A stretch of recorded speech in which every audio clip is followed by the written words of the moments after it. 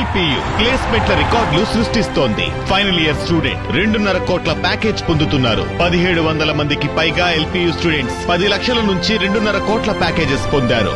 విద్యా విప్లవం ప్రారంభమైంది లవ్లీ ప్రొఫెషనల్ యూనివర్సిటీలో. కూటమి పాలనలో రహదారులు నరకానికి దారులుగా తయారయ్యాయి. సాక్షాత్తు మంత్రి ఇలాకాలోనే అడుగుకో నుయ్యి గజానికో గొయ్యి అన్న చందంగా మారాయి. అరాకొర మరమ్మతులతో సరిపెట్టడంతో అధ్వానంగా తయారైన రోడ్లతో ప్రజలు అవస్థలు పడుతున్నారు. ఏడాదైనా రోడ్ల అభివృద్ధికి చొరవ చూపకపోవడంతో వాహనదారుల నడ్డి విరిగి వారి జేబులు గుల్లవుతున్నాయి. నిడదవోలు నియోజకవర్గంలో దారుణంగా దెబ్బతిన్న రోడ్లపై వాచ్ ది స్టోరీ.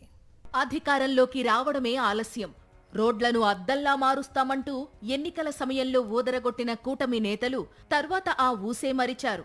ప్యాచ్ వర్కులు, అత్యవసర పనుల పేరిట తూర్పుగోదావరి జిల్లాలోని స్టేట్ హైవే, మేజర్ డిస్ట్రిక్ట్ రోడ్లలో తూతూ మంత్రంగా మరమ్మతులు చేసి చేతులు దులుపుకున్నారు. కూటమి ప్రభుత్వం అధికారంలోకి వచ్చాక మొదట గోతులు పూడ్చి రాకపోకలకు అంతరాయం లేకుండా చేస్తామని, జనవరిలో పండగ సమయానికి రహదారిపై గోతులు ఉండవని స్వయంగా ముఖ్యమంత్రి చంద్రబాబు గొప్పగా చెప్పారు.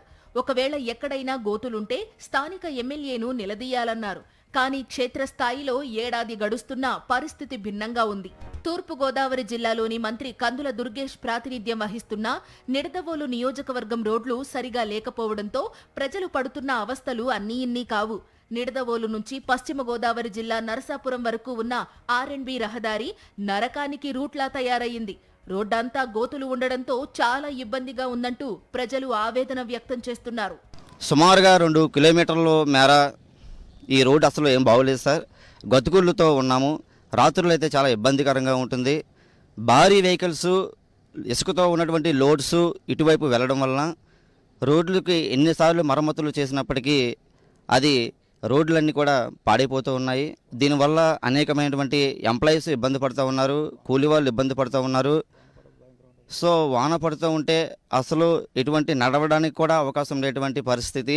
మరి ఈ సమస్యకి ప్రభుత్వం వారు వెంటనే స్పందించి వెంటనే ఈ పెరవలి మండలంలో ఉన్నటువంటి ఈ కానూరు ప్రాంతంలో మీ రోడ్లు వేయవలసిందిగా గవర్నమెంట్ని కోరుతున్నాము. పెరవలి మండలం కానూరు నుండి పెరవలి వరకు, కానూరు నుండి నడిపల్లి కోట వరకు రోడ్డు మరీ అధ్వాన్నంగా మారింది.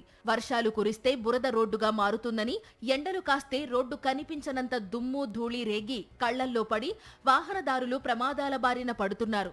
ఈ రోడ్డులో నిత్యం 2-3 ప్రమాదాలు జరుగుతున్నాయి. ప్రాణాలు అరచేతిలో పెట్టుకుని రాకపోకలు సాగిస్తున్నామని వాహనదారులు వాపోతున్నారు. నేను మామూలుగా ఉసిరిమరి నుంచి కానూరు ఎప్పుడు వద్దామన్నా సరే గోతుల కిందే ఉంటున్నాయి. ఎంచేతంటే మేము సంవత్సరాల నుంచి వస్తున్నాం. ప్రభుత్వానికి ముందు చిన్న గోతులుంటే పెద్ద ఫోటో తీసి అందంగా చేసేవారు. చేసి పెద్ద గోతులు దాన్ని క్యాన్వర్స్ కింద పెట్టేవారు. ఇప్పుడు కానీ పెద్ద పెద్ద గోతులు పడిపోయి కనీసం ప్యాచ్ వర్క్ ఎత్తే బాగుండు. నేను అసలే హార్ట్ పేషెంట్ని. నేను కానూరు రోజుకోసారైనా వస్తాం ఏదో పని మీద.